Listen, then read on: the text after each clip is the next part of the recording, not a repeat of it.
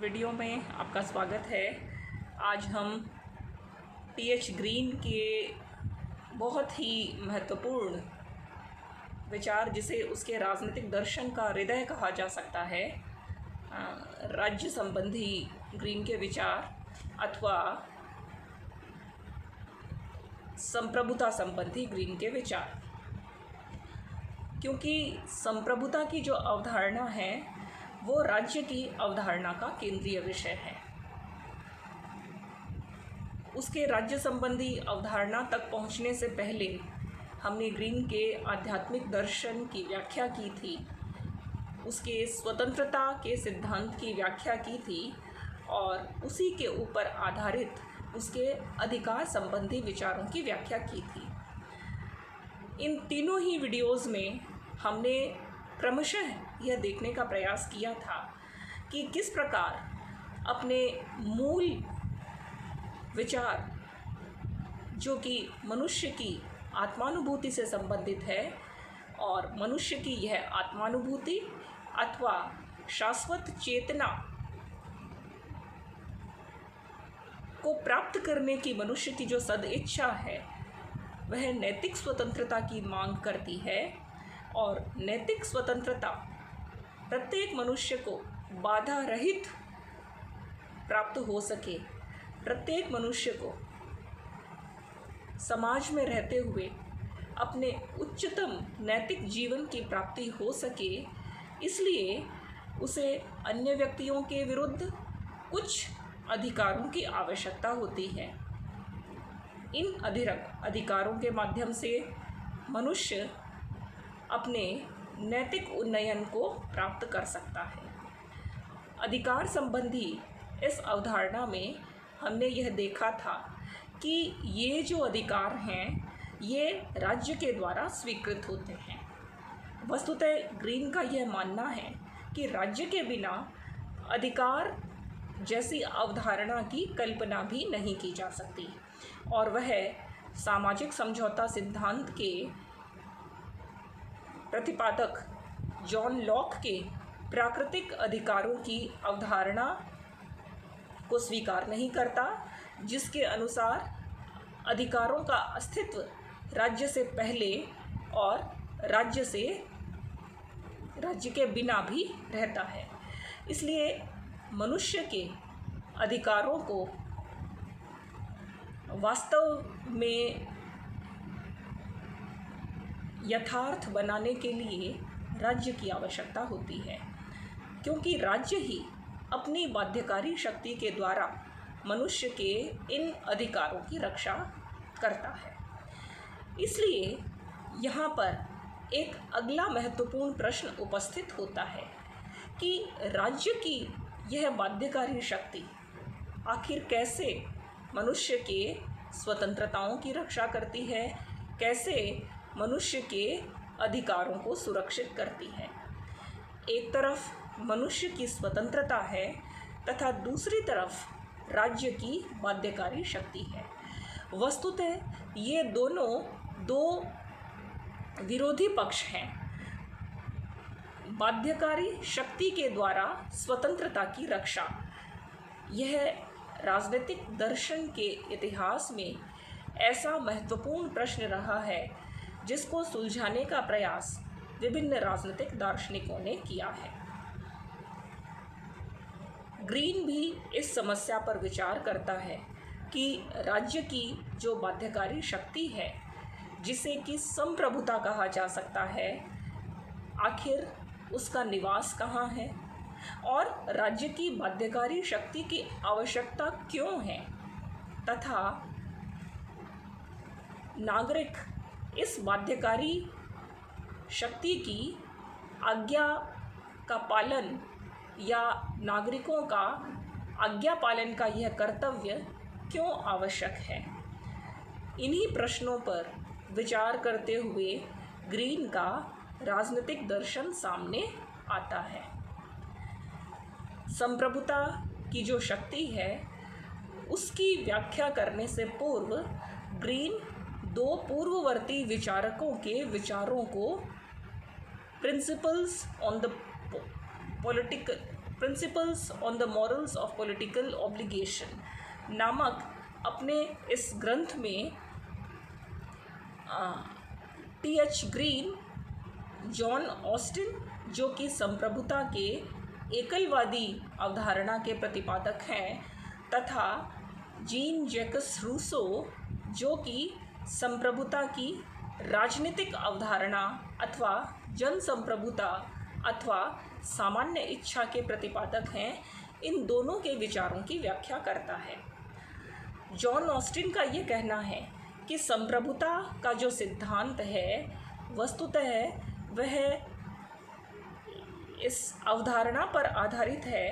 कि एक निश्चित मानव श्रेष्ठ की आज्ञा पालन में समाज के अधिकांश लोग अपने आप को रखते हैं। अर्थात जॉन ऑस्टिन का ये कहना है कि संप्रभुता का निवास ऐसे निश्चित का अर्थ है ज्ञात, जो सब व्यक्ति जानते हैं कि इसी व्यक्ति या इसी व्यक्ति समूह में अंतिम सत्ता निहित है। तो उस निश्चित मानव श्रेष्ठ में संप्रभुता रहती है, जिसकी आज्ञा का पालन अधिकांश व्यक्ति स्वाभाविक रूप से करते हैं, और यह मानव श्रेष्ठ अन्य किसी की आज्ञा पालन का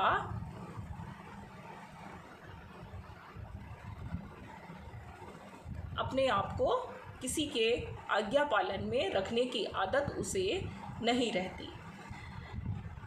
ऑस्टिन के अनुसार ऐसे संप्रभु की आज्ञा के पालन का वास्तविक आधार वह बाध्यकारी शक्ति अथवा दंड का भय है, कानून के दंड का भय है, जिसके कारण अधिकांश व्यक्ति उसकी आज्ञाओं का पालन करते हैं। इस तरह से जॉन ऑस्टिन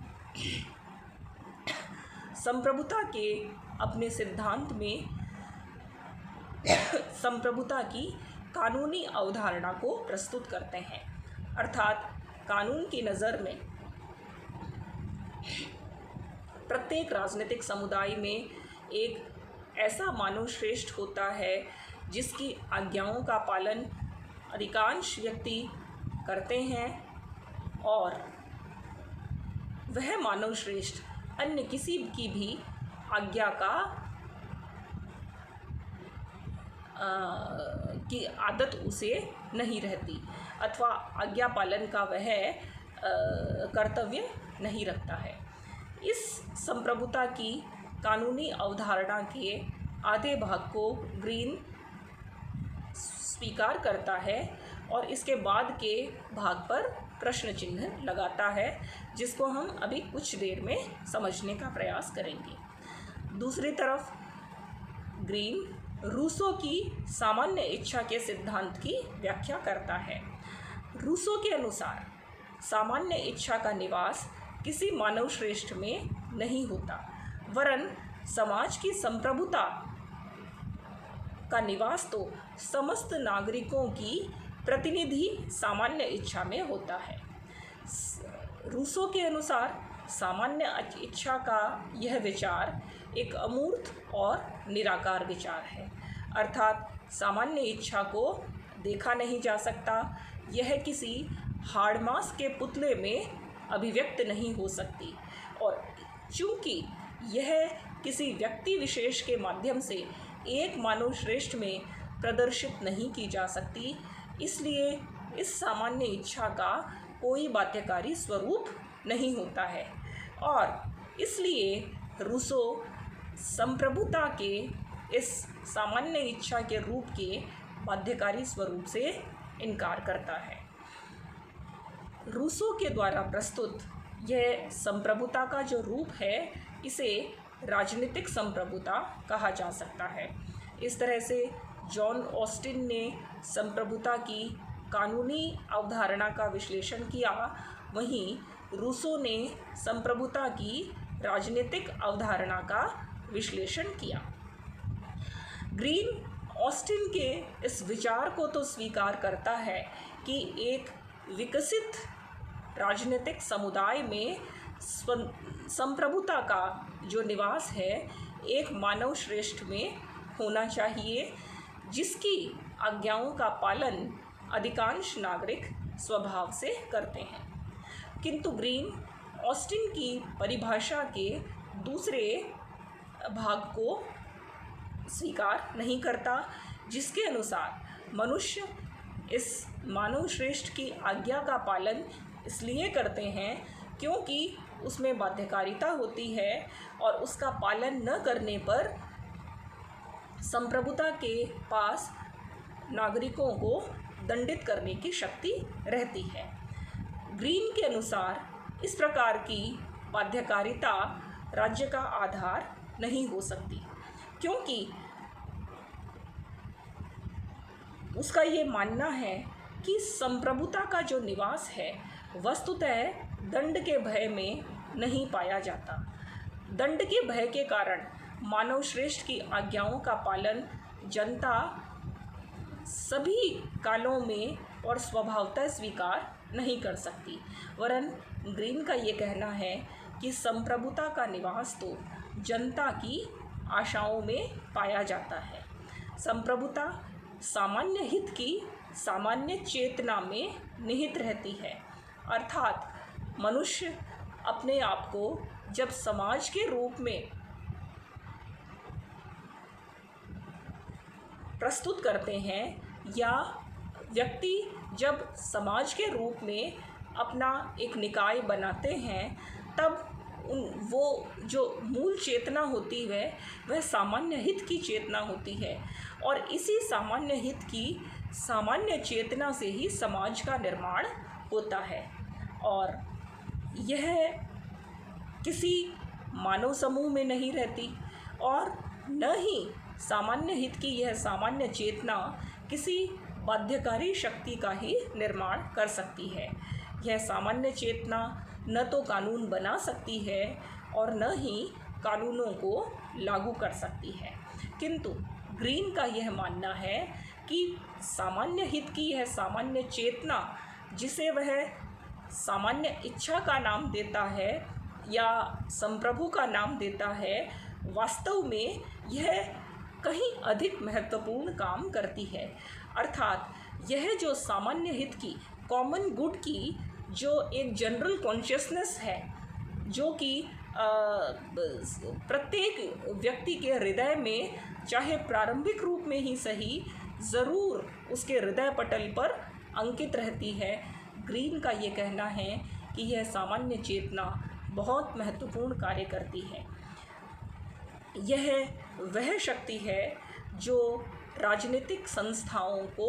सुरक्षित रखती है। यह वह शक्ति है जो मनुष्य के अधिकारों का निर्माण करती है।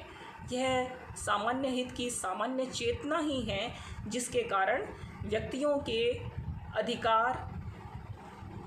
अधिकारों का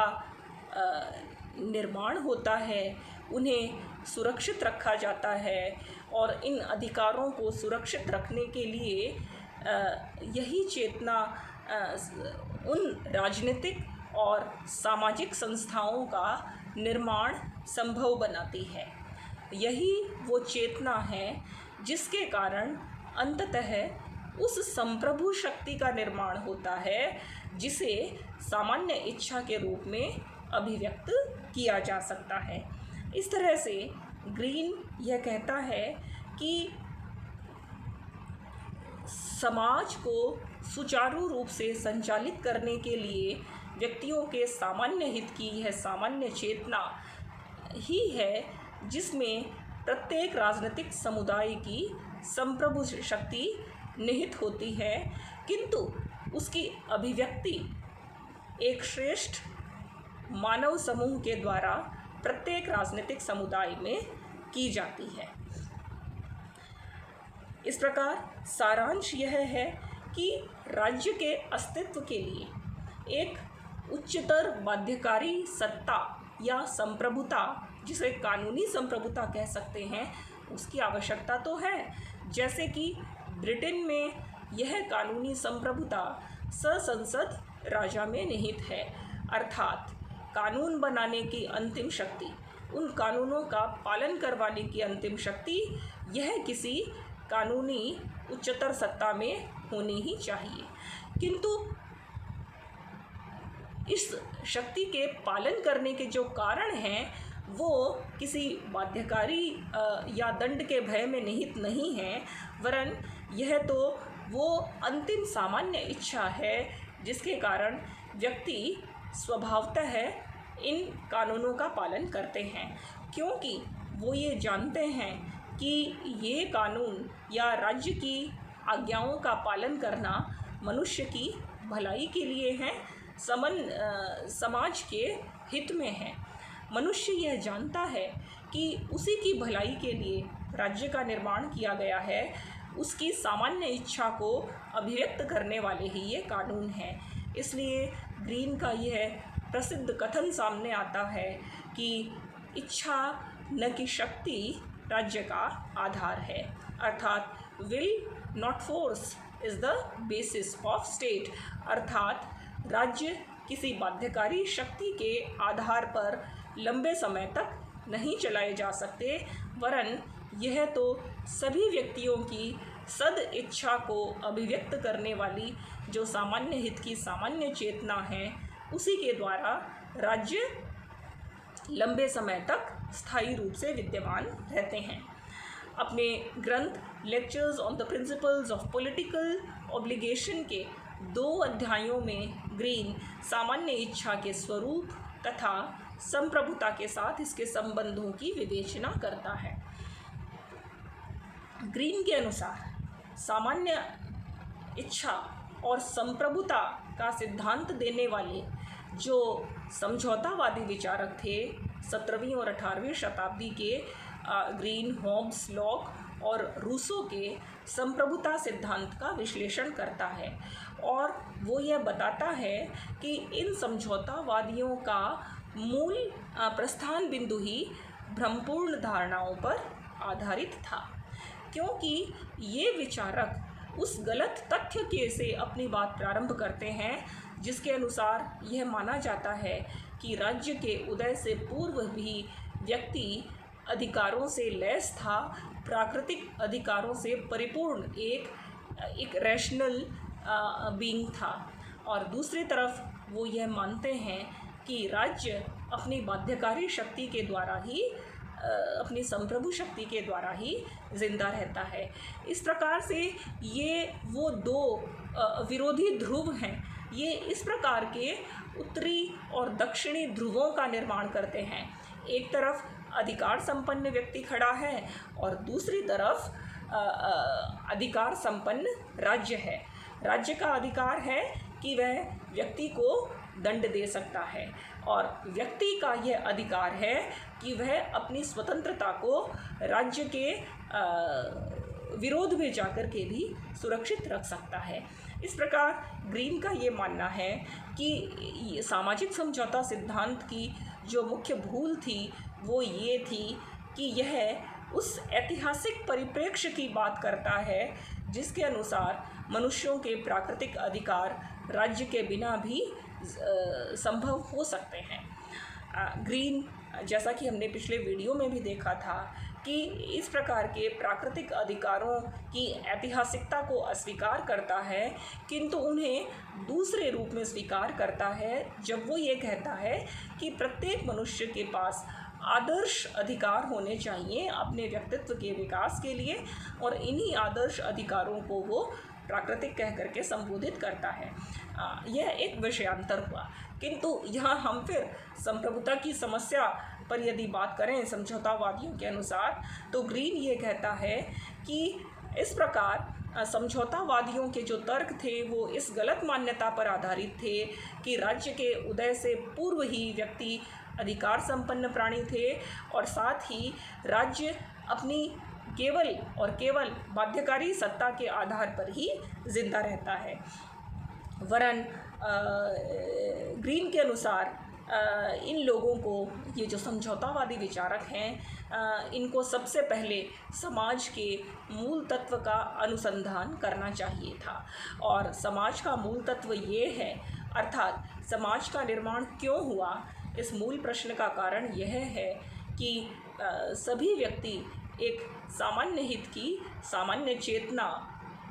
को जानते हैं। प्रत्येक व्यक्ति अपनी आत्मानुभूति के द्वारा अपना नैतिक उन्नयन करना चाहता है, और क्योंकि सभी व्यक्तियों का एक ही उद्देश्य है और सभी का यह सच्चा उद्देश्य है, सद्भावना से युक्त उद्देश्य है, नैतिक पूर्णता को प्राप्त करने का उद्देश्य है, इसलिए यह प्रत्येक मनुष्य की यह जो नैतिक स्वतंत्रता है, यह एक सच्ची स्वतंत्रता या सद इच्छा में परिणत होती है। और व्यक्तियों की यही जो सद इच्छा है वो सामान्य हित के लिए और सामान्य कल्याण के, सामाजिक कल्याण के लिए व्यक्तियों को सबके साथ मिलकर के काम करने के लिए प्रेरित करती है। इस तरह से मनुष्य, क्योंकि मूलतः एक नैतिक प्राणी है, जिसका सबके साथ सभी अन्य नैतिक भावना से युक्त व्यक्तियों के साथ काम करने में उसे कोई असुविधा नहीं है, और इसीलिए सब साथ मिलकर के एक सामूहिक उत्थान की, सामाजिक कल्याण की बात करते हैं। यह समाज की अवधारणा की वो मूलभूत प्रस्थापना है, जिसके कारण सब व्यक्ति समाज के रूप में अपने आप को एक बंधन में बांधते हैं, एक सामाजिक एकता को प्राप्त करने का प्रयास करते हैं। और इसी समाज में विभिन्न बाधाओं से, क्योंकि राज्य जो हैं वो उन विभिन्न बाधाओं को दूर करता है जो मनुष्य के अधिकारों के बीच में आती है। इस तरह से सब व्यक्ति ये चाहते हैं कि राज्य की जो बाध्यकारी शक्ति है वो उन बाधाओं को दूर करे जो व्यक्तियों के नैतिक उत्थान में बाधा डालती है। इस तरह से यह सामान्य चेतना जो है ये अधिकारों और कर्तव्यों को संभव बनाती है। यही सामान्य चेतना उन राजनीतिक और सामाजिक संस्थाओं के बनाए रखने में और उनके निर्माण में मदद करती है, और यही सामान्य चेतना अंततः संप्रभुता की भी सृष्टि करती है, जिसका ध्येय अर्थात संप्रभुता का ध्येय अधिकारों को क्रियान्वित करना तथा इन सभी सामाजिक और राजनीतिक संस्थाओं को पूर्ण स्वस्थ अवस्था में रखना है, जो अधिकारों और कर्तव्यों को मूर्त रूप प्रदान करती है। इस तरह से संक्षेप में समझौतावादियों के तर्कों को गलत साबित करते हुए, किंतु कुछ हद तक ग्रीन और रूसो के का जो आर्ग्यूमेंट्स हैं, जो कुछ तर्क हैं, उनको कुछ हद तक मानते हुए अपना एक नवीन समन्वयात्मक दृष्टिकोण प्रस्तुत करता है, जिसके अनुसार राज्य का जन्म किसी समझौते के कारण नहीं होता, वरन राज्य के जन्म का मूल कारण सामान्य हित की सामान्य चेतना है। और इस प्रकार वह रूसो की संविदा की शब्दावली को तो निरस्त करता है, किंतु उसकी सामान्य इच्छा और जो उसकी सद इच्छा है उसके महत्व को स्वीकार करता है कि राज्य का आधार इच्छा है। अब हम दूसरे प्रश्न पर विचार करते हैं। जब ग्रीन ये कहता है कि राज्य का आधार जो है या संप्रभुता का आधार है वह कोई बाध्यकारी शक्ति नहीं है, वरन सभी मनुष्यों की सामान्य हित की सामान्य चेतना है, अर्थात सामान्य इच्छा है। सवाल यह उठता है कि समाज में रहने वाले क्या सभी व्यक्ति इस सामान्य इच्छा से अवगत होते हैं, या क्या वो जानते हैं कि राज्य की सामान्य इच्छा क्या है? क्या भूखे रहने वाले गरीब अशिक्षित व्यक्ति भी इस सामान्य इच्छा से वाकिफ़ होते हैं? ग्रीन इन प्रश्न का उत्तर देते हुए ये कहता है कि गरीब और अशिक्षित की तो बात ही क्या, वरन अपने आप को ज्ञानी और शिक्षित कहने वाले व्यक्ति भी बहुत बार इस सामान्य इच्छा को नहीं जान पाते। ग्रीन ये कहता है कि सामान्य इच्छा केवल कभी कभी, और वो भी कुछ ही व्यक्तियों के माध्यम से अभिव्यक्त होती है। यदि भारत के उदाहरण से हम समझें तो हम ये कह सकते हैं कि जैसे कि महात्मा गांधी उस सामान्य इच्छा को अभिव्यक्त करने वाला एक सशक्त व्यक्तित्व भारत में हुआ, इसी प्रकार से जो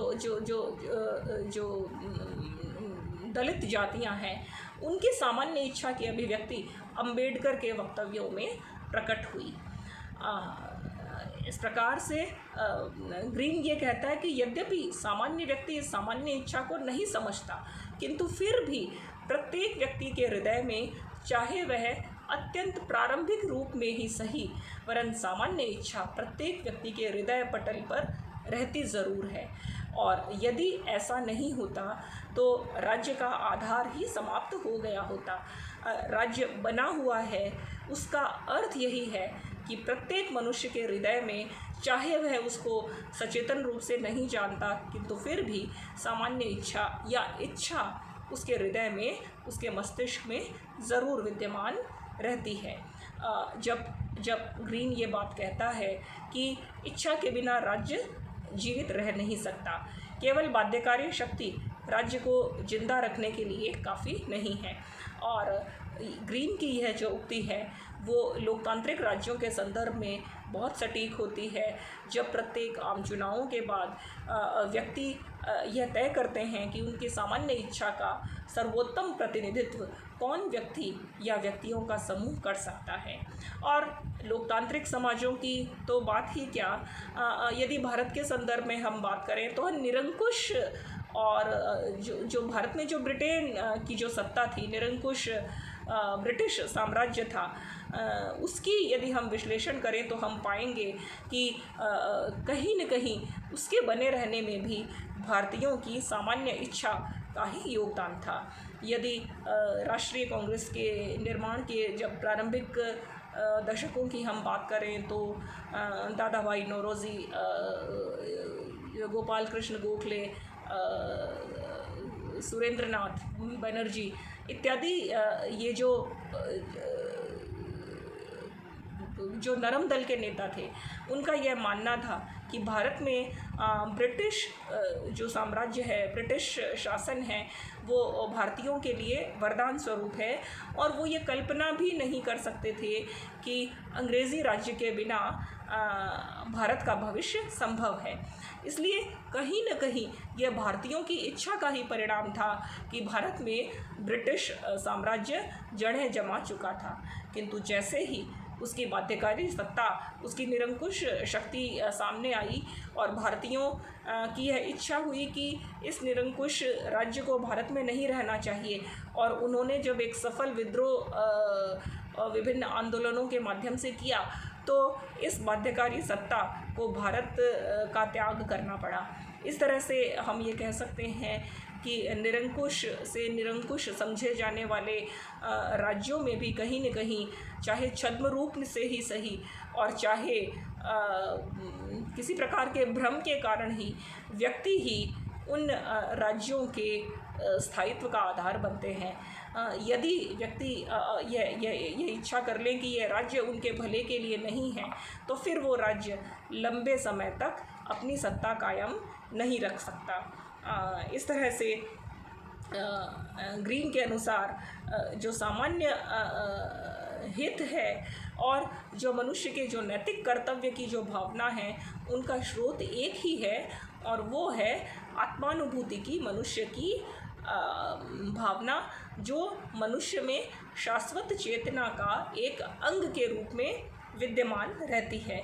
और इसलिए राज्य के लिए यह आवश्यक है कि यदि उसे बने रहना है तो उस व्यक्ति की राज्य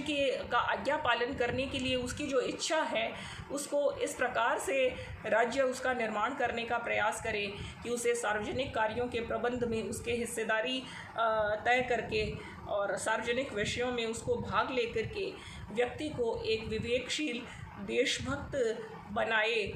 यह राज्य का कर्तव्य है, ताकि राज्य के आधार को समाज के हित के लिए लंबे समय तक रखा जा सके। इस तरह से ग्रीन इस महत्वपूर्ण प्रश्न का उत्तर बहुत ही सुंदर अवधारणा में प्रस्तुत करता है, जो जॉन ऑस्टिन और रूसो के द्वारा प्रस्तुत सामान्य इच्छा के सिद्धांतों का एक सुंदर मेल प्रस्तुत करता है, किंतु यह केवल इन दोनों अवधारणाओं का योग मात्र नहीं है, वरन इन दोनों अवधारणाओं को साथ लाने में ग्रीन की अपनी मौलिक दृष्टि बहुत ही केंद्रीय भाग प्राप्त करती है। और अपनी वो जो उसका स्टार्टिंग जो पॉइंट है, उसका जो प्रस्थान बिंदु है कि मनुष्य एक शाश्वत चेतना का ही अंश है और वही शाश्वत चेतना उसे अंततः राज्य की बाध्यकारी शक्ति के अंतर्गत अपने आप को स्वतः स्फूर्त लाने के लिए प्रेरित करती है, ताकि अंततः उसकी नैतिक स्वतंत्रता को सुनिश्चित किया जा सके और एक नैतिक प्राणी के रूप में सामूहिक रूप से व्यक्ति समाज में अपना उत्थान कर सके। यह उसके संप्रभुता के सिद्धांत का और उसके राज्य की शक्ति का, राज्य के आधार का एक संक्षिप्त विश्लेषण है। अगले वीडियो में हम